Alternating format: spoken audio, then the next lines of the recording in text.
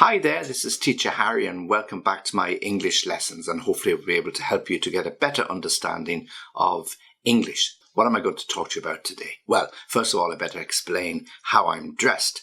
This actually is the middle of summer and okay, I've got a hat on, but it's not that cold, but outside at the moment, according to my laptop, it's only 13 degrees at 13 degrees, so it's a little cool. So I've still got on, believe it or not, my winter or spring jacket. So not quite the really hot summer that I was expecting, and hopefully wherever you are, you're enjoying some warm sunshine. So we're going to talk to you today about adjectives, and in particular we're going to talk about adjectives that describe jobs. So I have a list of those, and I give you, as always, some examples. I've all, during our lifetime, had jobs that cover all of these particular adjectives. So hopefully the job you're doing at the moment is more positive than negative. So let's start. Well, challenging. Well, something that's challenging can be difficult, but you can essentially achieve what you want to do. So you can have a challenging job. It might be your first job, so that might be very challenging because you haven't worked since you left university. Or if you change jobs or you get promoted and the new job or the new position that you have is challenging. It's a little bit more difficult than the previous job. And of course, it's going to test you, it's going to test your abilities, and you're going to be able to demonstrate those skills, hopefully, that you've acquired during your working career. So a job can be challenging. So somebody who applies for a job as a head teacher, this could be a challenging position because not only do you have to control the school and the budgets, you also have to interface with the other teachers, and it's all about team building and managing people. So that could be described as a challenging job or a challenging position. Next, demanding. Well, demanding can be described in very different ways. Something can be demanding of your time, okay? It can be very demanding of your energy. It can be very demanding of your skill and skills that you have built up over a period of time. So you can describe a demanding job in many, many different ways. Yeah. So if a doctor who is working 14 hours a day in the early years might describe his job as very, very demanding because he starts early and he finishes late, or he has to work or she has to work weekends, and these would be very difficult at times. So the job could be described as very, very demanding. Okay, so a demanding position of time, a demanding of skills. So if you have to do a lot of negotiation, perhaps the job involves meeting with people, working with people, trying to get people to do work in a certain way. You might be a union representative, so you have to discuss aspects with management and with workers, and you have to try and bridge the differences between them. Okay, so that could be very demanding. Or you might be working in the IT industry where you have to come up with new applications and you have to come up with those quickly because it's a fast moving industry. And in that case, you could describe that job as very demanding. Clerical. Well, a clerical job usually involves a lot of administration, and in the old days, it would have been a lot of paperwork, and in the modern world, it probably means a lot of typing on the internet, downloading, filing, updating data, but really quite boring, where you're just doing a lot of administration and you probably don't have any or much connection with people other than your boss or somebody who is supervising you. So clerical tends to be a little bit boring, might be in the modern world described as a back office role, although in many companies back office is really, really important now because you have certain roles that are involved with procedures and issues to make sure everything is done correctly. So back office jobs can be a little bit more challenging than they used to be, but you can't get away from the fact that they could be described as clerical, involving paperwork, in inverted commas, the modern paperwork, using a laptop or inputting data. Okay, so a clerical job. Typical jobs that would be clerical would be civil service jobs, working for government, for the Department of Social Welfare or Health or Finance, one of these departments. These would be very typical clerical jobs. A casual job? A casual job is usually something that is not permanent. So if you're working casually, it means you're picking up work here and there, but you're not committed to it long term. Perhaps you only want to work part-time anyway, or perhaps it's a summer job. And usually casual work means you might not be on the company records because they don't want to set up you on the payroll system, perhaps because it's just too much trouble. You might only be doing some work for a few weeks, filling in while somebody's out sick, or just a temporary work while you're on holidays from university. And this could all be described as casual work. Often casual work could be used when people work on building sites during the summer, where they could be mixing cement, carrying bricks, doing general odd jobs around the site to help the building company. Or indeed, it could be even picking fruit in the south of France or in some part of Australia or wherever people go during the summer from farm to pick those grapes, to collect those apples, to harvest those oranges, whatever it might be. This would very definitely fall into the category of something quite casual. So when we have our jobs in an office, in a school, these are permanent jobs and they're not normally temporary, and they're definitely not casual. Okay, casual work or casual job. Unsociable. Well, when something is sociable, it means it's friendly. Unsociable means unfriendly hours usually. So unsociable would be working nighttime. So if your job involves shift work, where you work 1 week early shift from 8 in the morning till 4 in the afternoon, and then another week you work the night shift from 7 in the evening till 5 the next morning, or whatever the shifts happen to be. These would definitely be described as unsociable jobs, because you're usually working unsociable hours. When other people are going to bed, you're going to work. When people are getting up in the morning, you're going to bed, you're finishing your shift. So these would be very definitely unsociable. Now, you might occasionally have to work unsociable hours, and that could be a little bit of overtime, or it could be working weekends. So somebody working in the retail industry, the busiest times for those jobs are usually on Saturdays when people are free, or Sundays if the community or the country where they're working allows shops to open at the weekend. And these would very definitely be described as unsociable jobs, unsociable hours, something not normal for other people.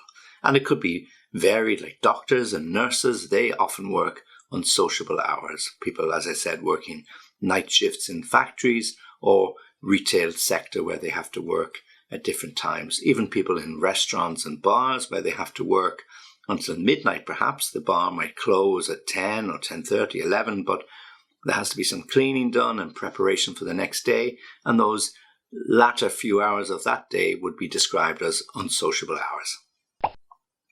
Essential. So if you have essential work or an essential job, that it's something that is really necessary, perhaps for the community. So doctors, nurses, these are essential jobs. Without them, what will we do? Who will care for our sick relatives? Who will look after us when we're not feeling so well? So they are essential jobs. Police, to protect us. Police, to control the traffic. Police, to walk our streets to make sure we are safe. These are all regarded as essential jobs. So an essential job is something really, really critical. Okay?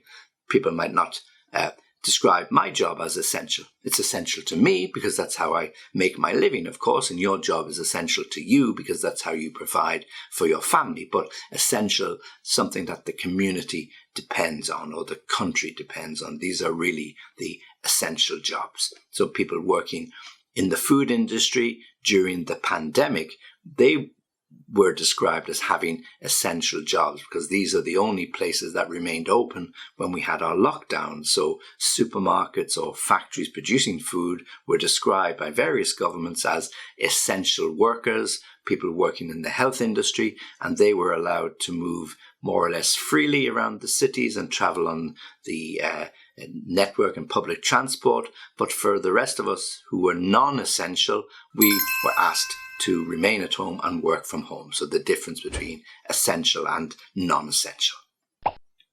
Repetitive. Well, if you have a repetitive job, you're probably bored, as we say, bored out of your tree, or just bored silly, or whatever way you want to describe it. But you're very definitely bored with a repetitive job. Every job I've ever had at some stage gets a little bit repetitive, and that's something that we just have to put up with. But if a job is constantly repetitive, the same thing, day in, day out, week in, week out, month in, month out, well, of course, then perhaps it's time to change, and perhaps it's time to look for something new. So repetitive means something repeated time after time after time. So you come in at 8:30, you check your emails. At 10 o'clock, you have the normal meeting. At 12 o'clock, you do some other work. At 3 o'clock, you do something else. You go home at 5 or 5:30, and you repeat that action or that schedule day in, day out. So repetitive, something that we do the same schedule, the same routine, day after day after day.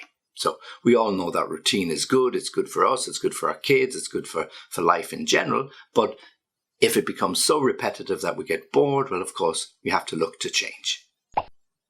Mundane. Mundane is another way of talking about boring and repetitive. And I like the word mundane, even though it's not describing anything exciting, but it's a nice word, mundane. It's got a nice sound to it. But when we talk about mundane, it's something boring, something not very exciting, something that, okay, yeah, we get paid for it, of course, but is the world really going to stop if our job stops? Probably not. So our job can often be described as a mundane job. And we could go back to some of those clerical jobs that we mentioned before. Working in the civil service or government departments could often be described as mundane because they are very repetitive. Or somebody sitting in front of a screen all day, perhaps monitoring traffic flows, could be described by them perhaps as mundane. Others might describe it as quite exciting. So really mundane depends on the person doing the job and how he feels about it. Yeah. But if you're just, loading and unloading bags onto a lorry, so you take them off, you put them on, you take them into a warehouse, you bring them out of the warehouse, you drive from the warehouse to the retail shop and back again. Perhaps that might be described as a mundane job. Some people like the freedom of that, some people don't. But mundane is a word that we use to describe something every day. Mundane, every day, nothing changes, very similar, same routine, mundane. Glamorous. Well, glamorous is one of those nice words that describes lots of things. We could not only about our jobs, we can use glamorous clothes, not a warm jacket and a funny hat that I had before, but glamorous clothes where you're dressed really nicely for the movies or as a shop assistant in a high-end retail shop, lady fashions, so you're dressed glamorously, the makeup, the hair, all of these sort of things. So that could be described as a glamorous job where you're perhaps helping people to find the right scent, the right perfume, the right lipstick, the right makeup. Yeah, that could be glamorous. Obviously, actresses and actors, these are often described as glamorous jobs. Or to us normal people or the common folk, it appears to be a glamorous job. Perhaps it's not so glamorous to them, but to us, it looks like a glamorous job. The life of a professional sports star very definitely could be described as a glamorous job. They wear nice clothes. The sports gear is always wonderful. It's sponsored by all these wonderful sports companies. They never have to buy it, I'm sure, because they're effectively advertising it or sponsoring it. So and from that point of view, it is a glamorous position, traveling from one city to another, the competition in Paris, the next week in Madrid, the next week in Rome, the next week in Athens, whatever it might be, traveling around, playing tennis, playing golf, playing football. These would be very definitely, to me, a glamorous job. So something wonderful that people are a little bit envious of when they look at it. And certainly I would be very envious of those type of positions. Next is customer facing. Well, customer facing means directly relating to customers, where you're meeting customers or you're dealing with customers on a one-to-one basis. In the old days, that would have been directly in the retail shop where you meet the customer coming in who wants to buy his shoes or jacket or whatever it might be. So that would be described as a customer-facing job. And in the modern world, customer-facing has gone a little bit beyond the face-to-face. It can be on the telephone.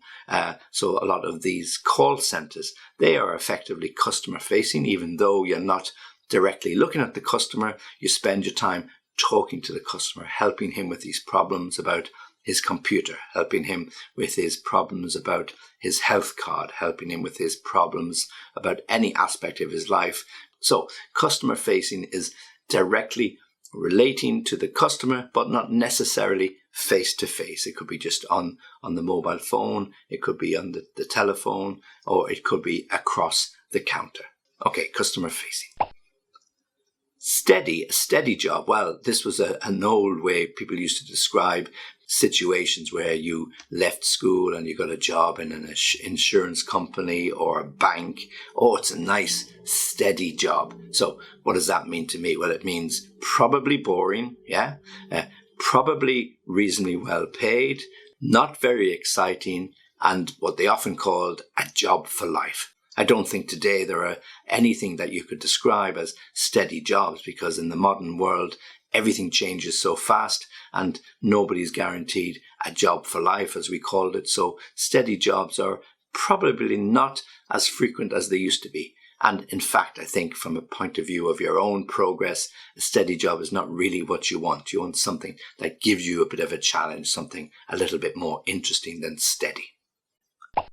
And then finally, a dead-end job. Well, what's worse than a steady job is a dead-end job. And a dead end is something that stops, boom, like that. Yeah, dead end. So when you come to a dead end when you're driving your car, it means you can go no further. So you take the wrong turning left or right, and you've got a house or a field in front of you. So I've come to a dead end, meaning I have to turn and go back. I'm not going to be able to go forward. So a dead-end job is exactly that. You get to a certain point in your career and that's it. You come to a stop and you either just stay in that position or you have to leave and find something else. So when you're meeting your friends and you haven't seen them for a while, perhaps from university, and they ask you what you're doing, don't talk to me. It's a dead-end job. There's no chance of promotion.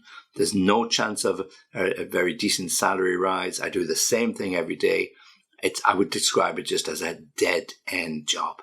And of course, the question would be, well, why are you doing it? And often people who do dead-end jobs do it because they just can't be bothered, or they don't have the energy to get themselves out there in the marketplace, dust themselves down and find something a little bit more uplifting or a little bit more challenging, as we used before. Okay, dead end, something that comes to a stop, that has no future, or there's nothing beyond what you can see immediately in front of you. And that's what it's going to be like for the rest of your day. So dead end.